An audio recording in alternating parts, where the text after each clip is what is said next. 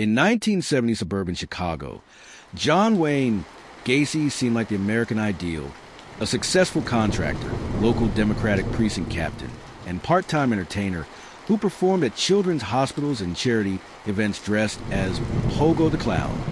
To neighbors, he was affable, overweight but charismatic, and always willing to lend a hand. Gacy threw barbecues and invited local politicians. Nobody suspected the monster lurking beneath his smile. Gacy's construction company, PDM Contractors, painting, decorating, and maintenance, was booming. It allowed him to hire young men, often runaways or teenagers from difficult backgrounds.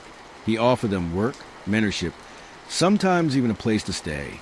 But many never came home. In 1975, a mother reported her 15-year-old son, Anthony Antonucci, missing. The boy had worked for Gacy briefly. Police noted the connection, but lacked hard evidence. In those days, the missing were often labeled runaways.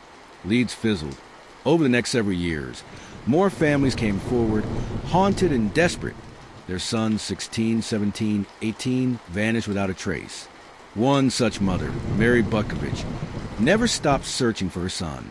She canvassed neighborhoods, hung posters, begged police to investigate. "I knew something had happened to him," she later said. "I could feel it. A mother knows." But Gacy remained untouched. He was well-connected and careful. He charmed officers, joked with politicians. Rumors never stuck. One officer even recalled attending one of Gacy's infamous parties, never imagining the crawl space mere feet below them held bodies. It wasn't until 1978, with the disappearance of 15-year-old Robert Pius, that Gacy's world began to unravel. Robert had told his mother he was going to meet a man about a construction job. He never came back. The last place he was seen? Gacy's contracting office. When police questioned Gacy, he was flippant. "The kid probably ran off with his girlfriend," he shrugged.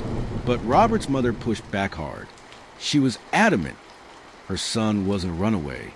Her pain, her conviction, both struck a chord with Des Plaines detectives. When they searched Gacy's house, the stench hit them first. Initially blamed on sewage, the truth was far more sinister. Investigators found suspicious items: a class ring, handcuffs, driver's licenses that didn't belong to Gacy. Soon, a surveillance team was trailing him.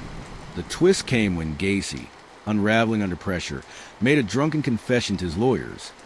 He had killed at least 30 people. The horror grew when officers uncovered what lay beneath his house.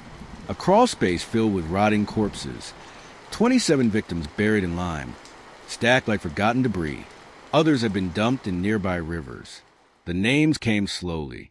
Dental records, clothing, scraps of identification. Each one a blow to a family that had lived with hope and agony. The horror wasn't just in the deaths. It was in the years of gaslighting, the guilt, the unanswered questions. Fathers collapsed at hearing their sons' remains had been pulled from a crawl space. Mothers screamed. Some could not even bring themselves to identify remains. One father, upon seeing his son's wristwatch, whispered, "I bought that for him when he turned 16. I never saw him wear it again." Some bodies were never identified. For those families, the pain never had closure. Gacy's trial in 1980 was a media circus. The prosecution laid bare the monstrous duality of the man. Clown by day, sadistic killer by night. His defense tried to argue insanity. But the sheer scale, the methodical nature, and Gacy's own chilling words sealed his fate. He was found guilty of 33 counts of murder, the most in U.S. history at the time, and sentenced to death. Years passed. Gacy gave interviews, painted clowns from prison, and even blamed his victims. "They were all street hustlers anyway," he once said coldly.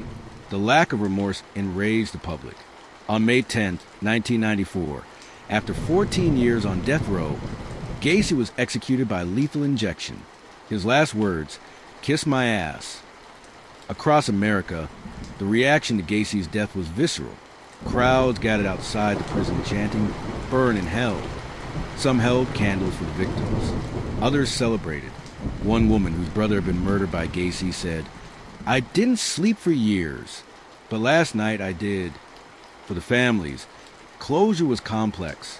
The monster was dead, but the scars remained. Some never fully recovered.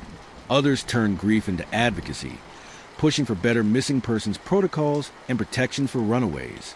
In the years that followed, Gacy became a symbol of deception, evil hidden in plain sight.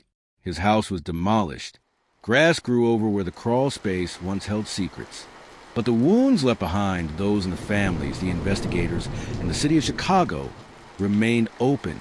John Wayne Gacy's crimes weren't just about murder. They were about betrayal, of trust, of safety, of a community that didn't see the signs until it was too late. His execution may have ended his life, but his legacy, dark and cautionary, still lingers like a shadow over American true crime history.